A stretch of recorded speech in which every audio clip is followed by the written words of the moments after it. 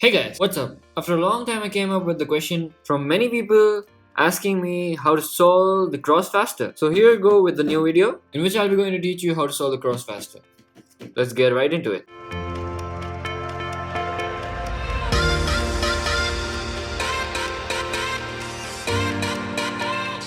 To make it right easy to understand, we'll be starting with the white side. So this video is not just about how to solve the cross faster. I'll just be telling you how to solve the cross faster with some tips and tricks to solve the cross faster. So here how's it goes. The first main and important thing you need to remember for solving the cross faster is always keeping the first layer or if you're using the beginner's method, you use the first layer to solve the cube first, or if the CFOP, you need to keep the two layers which you'll be solving first in the bottom. So you just need to keep those two at the bottom. So this is the first step to solve the cross faster. Now the second step is kind of like the main part. So in this, you should keep the white side facing down, and before solving the cross faster, you need to analyze the whole cube. You should have a look at all the edge pieces along with like white and green, white and orange. The edge pieces which have white in it, you should analyze where they are located. So you can see that there's a white and green over here, another white and orange over here, another white and blue which is connected right to the blue, and the other one which is the white and red. So the first step you need to do is figure out which edge piece can go in the right place as fast as possible. So I guess that as I turn the blue piece, it'll get connected. So here we have found out that the blue and the white piece can get connected to the white base really fast. So we'll keep the one which can be connected really fast at the back. So here is which is the first step is we will just turn the back to connect the white piece. So this is a basic step you need to remember, that always keep the main piece which can be solved faster at the back, so that you can just start after you solve the back, you can put the edge piece in the front, left and right. Now the next step you need to remember is after you put the back edge piece in the right place, you need to figure out where the rest of the pieces are. So as you can see that there's a green and a white piece, orange and a white piece in this layer which will be rotating first. We need to find out where the pieces will be going. So when we rotate this 180 degrees, this piece is going to be on this side, and this will go right upwards. So what we have to remember is when we turn this cube, when we turn this side, this edge piece is going to go on the back, which is this layer in the front when we are holding it.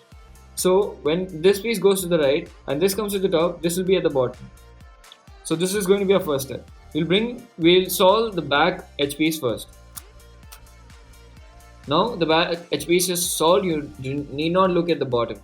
Now you need to analyze which is the next edge piece which can go to the place where it needs to be as fast as possible. So as you can see that white and red is just in the front, you can bring it to the left and turn it to the bottom. So as you can see that we already got two edge pieces. This was really quick. Like I'm teaching you, that's why it's taking a bit long. Otherwise it's really quick. Now you need to remember that when you turn the blue which was on the top to the bottom, you should have got the white and the green piece from here to here. And you remember that the white and the green piece is over here. So when you rotate it and bring down, you just got the green and the white piece.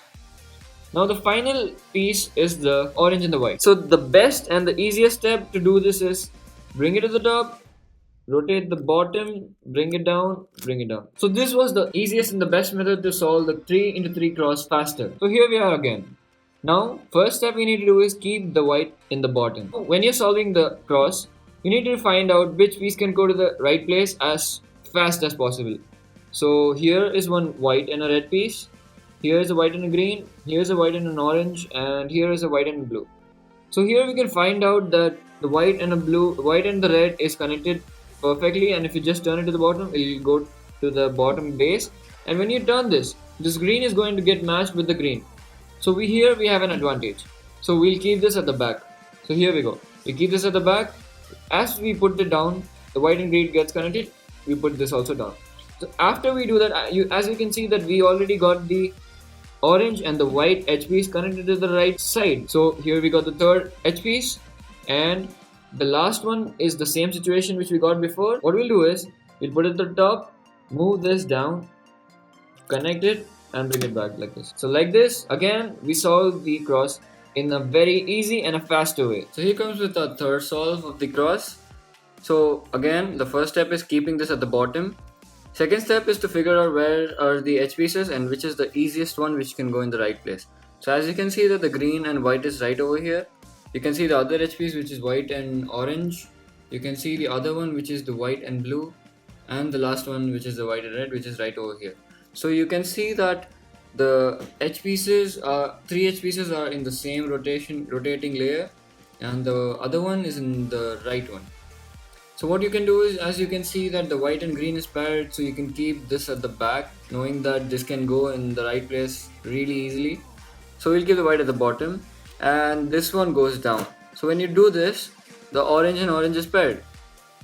Now when you bring the orange and orange down like this, the red comes in front of you, and you need to pair red edge with the corresponding center. So we pair the red one with the corresponding center, move it to the bottom. Here's the blue, move it to the bottom. There you go, we solve the cross really quick. Now again, this is the fourth scramble, I guess. The first step you need to do is keep this at the bottom. So we keep our solving face at the bottom, and here we get started. Now we need to find out where the edge pieces are. So one's right over here, one's right over here, and other one is right over here, and the last one is here. So we can see that the white and white is paired, but the red is over here. So what you need to remember is, when the red is over here and orange is you're facing the orange center, which means that the white and the red edge piece should go at the back. So you can keep the red at the back. Now you need to find out where the other edge pieces are. So you need to remember that when you move this red edge piece, you will also move the white and the orange one. You have the white and the blue on the top, and the green and the white over here. So what you're gonna do is, first, when you rotate, before you rotate the green to the red to the back, you will join this one, because when you rotate this, you are going to misplace this. So first you join this, rotate the bottom. Now you know that the white, green and white is already paired. You pair this, bring this to the bottom. So now what you did is, you just simultaneously brought the edges to the correct places where it needs to go. Finally, after doing 3 of the edge pieces, you just have 1 remaining. So this can be a quick step to bring the edge piece in the right place. Now we'll begin with the final making of the cross. So now in this situation, we have got one edge piece perfectly paired. So the first step you need to do, and remember this step, is keep the solving face at the bottom. Now when we keep this at the bottom, you need to remember that the piece which is already solved is kept at the back, so that now you can concentrate on solving the left, front and the right one. Next step is to find out where the edge pieces are, the remaining ones. So one you can see is in front of you, which is the orange and white, which can go to the right easily.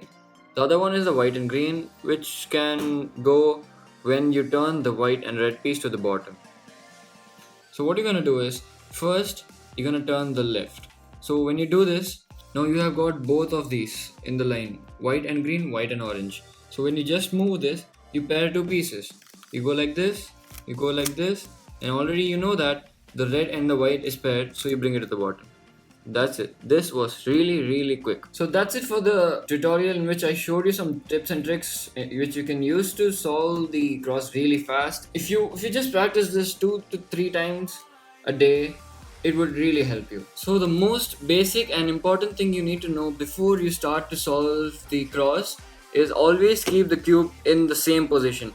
Do not move all around the cube to just be looking for the pieces even while when you start the solve.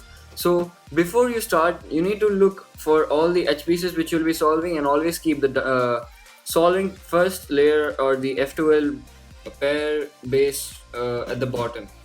So it'll be much faster to solve, so that after you solve this, you don't need to turn it and then start solving the F2L pairs. So that's it for the video, guys. I hope you understood and I hope you enjoyed. A little bit of cube news of mine.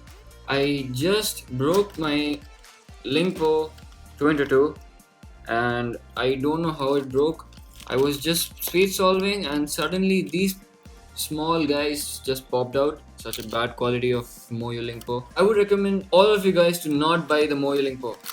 So go for the Fangxi, which is much better and much faster than the Moyo. And another important thing is, I just broke my snake puzzle. Let's have a look at this. This thing just popped out and I don't know where the other pieces are. So thank you for watching, guys. In the next video, I'll be giving you some tips and tricks to solve the 3x3 using F2L in a much faster method. I will not teach you how to solve the Rubik's Cube using F2L, but I'll be just telling you some tips and tricks to how to solve the F2L faster. So if you want anything else from me, or you want me to teach something different in some other cube, please comment down below right now as soon as you finish seeing the video. And yes, if you're interested in any funny videos or any skits or dramas, I have a friend who has a channel and he makes amazing videos. His link will be found in the description below. Stay updated for more. And guys, don't forget to comment the name of the video which you want me to upload next. Click right here to learn to solve the Rubik's Cube using F12. Click right here to learn to solve the Rubik's Cube, and click right below over here to subscribe to my channel. Thanks for watching, guys. I'll see you next time. Bye.